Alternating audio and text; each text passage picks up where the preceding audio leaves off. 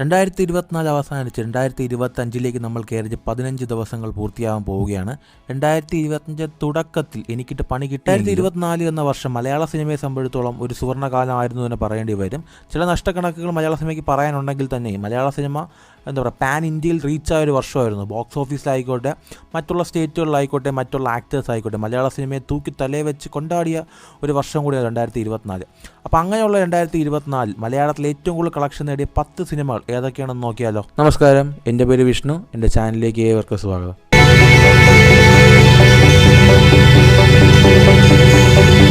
Top 10 highest grossing Malayala films in 2024 എന്ന ലിസ്റ്റാണ് നമ്മൾ കാണാൻ പോകുന്നത്. ഇത് ഏകദേശ കണക്കുകളുടെ അടിസ്ഥാനത്തിലാണ് ഈ ലിസ്റ്റ് ക്രിയേറ്റ് ചെയ്തിരിക്കുന്നത്. അതുകൊണ്ട് തന്നെ ചില മാറ്റങ്ങൾ വരാൻ ചാൻസ് വളരെ വളരെ കൂടുതലാണ്. ഇപ്പോഴും തിയേറ്ററിൽ സക്സസ്ഫുൾ ആയിട്ട് റണ്ണാവുന്ന സിനിമയും ഈ കൂട്ടത്തുള്ളതുകൊണ്ട് തന്നെ റാങ്കിങ്ങിൽ പല മാറ്റങ്ങളും വന്നേക്കാൻ ചാൻസസ് ഉണ്ട്. എന്തെങ്കിലും തെറ്റായിട്ടുള്ള ഇൻഫർമേഷൻ ഞാൻ ഈ വീഡിയോ പറയുന്നുണ്ടെങ്കിൽ തീർച്ചയായിട്ടും നിങ്ങൾക്ക് താഴെ കമൻറ്റ് ബോക്സിൽ രേഖപ്പെടുത്താവുന്നതാണ്.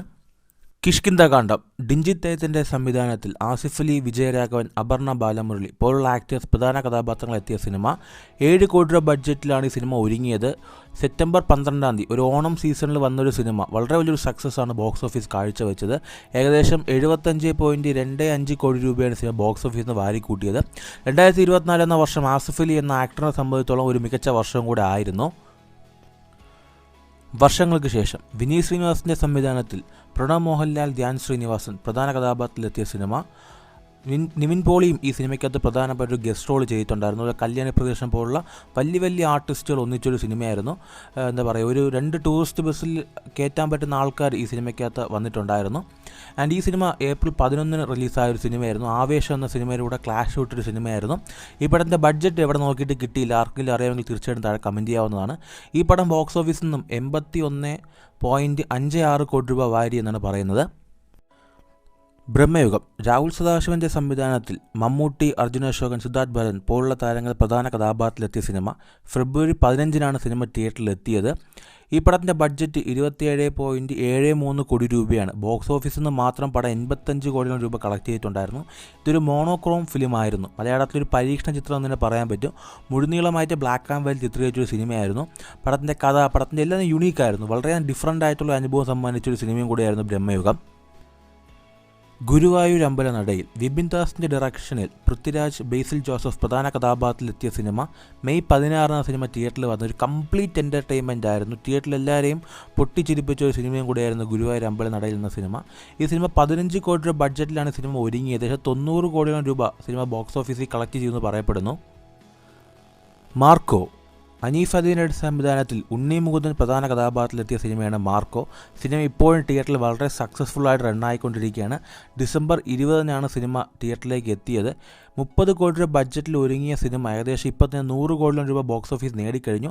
സിനിമ ഇപ്പോഴും സക്സസ്ഫുള്ളായിട്ട് റണ്ണായിക്കൊണ്ടിരിക്കുന്നത്. ഒരു സർട്ടിഫൈഡ് സിനിമയാണ്. മലയാളത്തിലെ ഇന്ത്യയിലെ തന്നെ മോസ്റ്റ് വയലൻ്റ് ആയിട്ടുള്ള സിനിമ എന്ന ഖ്യാതിയും സിനിമയ്ക്കുണ്ട്. എത്ര പേര് സിനിമ കണ്ടു എന്നുള്ള കാര്യം തീർച്ചയായിട്ടും താഴെ കമൻറ്റ് ചെയ്യുക. ARM അജയൻ്റെ രണ്ടാം മോഷണം ജിതിൻ ലാലിൻ്റെ സംവിധാനത്തിൽ സെപ്റ്റംബർ 12 തിയേറ്ററിലെത്തിയ സിനിമയായിരുന്നു ARM.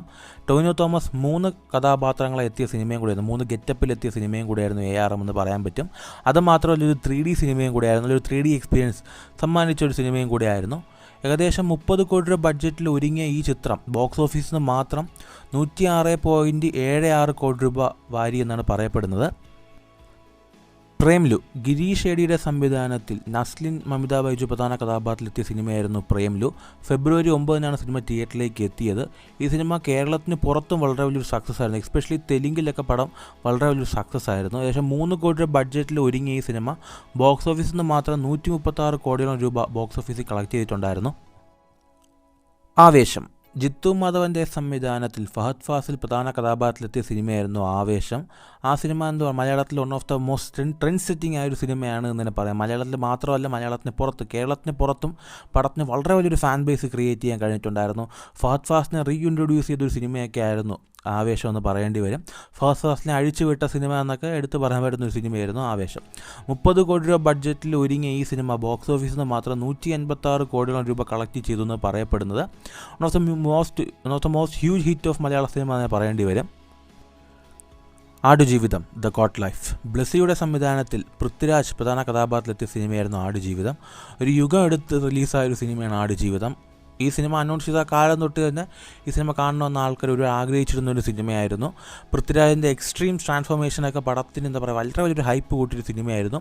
ഏകദേശം 82 കോടി രൂപ ബഡ്ജറ്റിൽ ഒരുങ്ങിയ സിനിമ ബോക്സ് ഓഫീസിൽ നിന്ന് 150-160 കോടിയോളം രൂപ ബോക്സ് ഓഫീസിൽ നിന്ന് കളക്ട് ചെയ്യുമെന്ന് പറയപ്പെടുന്നു.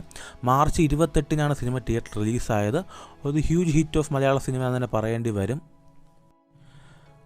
മഞ്ഞുമൽ ബോയ്സ് ചിദംബരം സംവിധാനം ചെയ്ത് ഫെബ്രുവരി 22-ന് റിലീസായൊരു സിനിമ. ഹ്യൂജ് സ്റ്റാർ കാസ്റ്റാണ് നിരന്നൊരു സിനിമ. കേരളത്തിന് പുറത്തും വളരെ വലിയൊരു സക്സസ് ആയൊരു സിനിമ. എസ്പെഷ്യലി തമിഴ്നാട്ടിലൊക്കെ നോക്കുകയാണെങ്കിൽ പലയിടത്തും എന്താ പറയുക റീഷോകളും തിയേറ്ററുകളൊക്കെ ചറപറ കൂടിയൊരു സിനിമയായിരുന്നു. പടത്തിന് പുറകിൽ ഒരുപാട് എന്താ പറയുക ഊഹാഭോഗങ്ങളും കേസൊക്കെ നടക്കുന്നുണ്ടെങ്കിൽ തന്നെയും ഇപ്പോഴത്തെ കണക്ക് വെച്ച് നോക്കുന്നത് മലയാളത്തിലെ ഹയസ്റ്റ് ഗ്രോസിംഗ് സിനിമ ഇത് തന്നെയാണ്. 20 കോടി രൂപ ബഡ്ജറ്റിൽ ഒരുങ്ങിയ സിനിമ ബോക്സ് ഓഫീസിൽ നിന്ന് മാത്രം 242 കോടിയോളം രൂപ കളക്ട് ചെയ്തു എന്നാണ് പറയപ്പെടുന്നത്.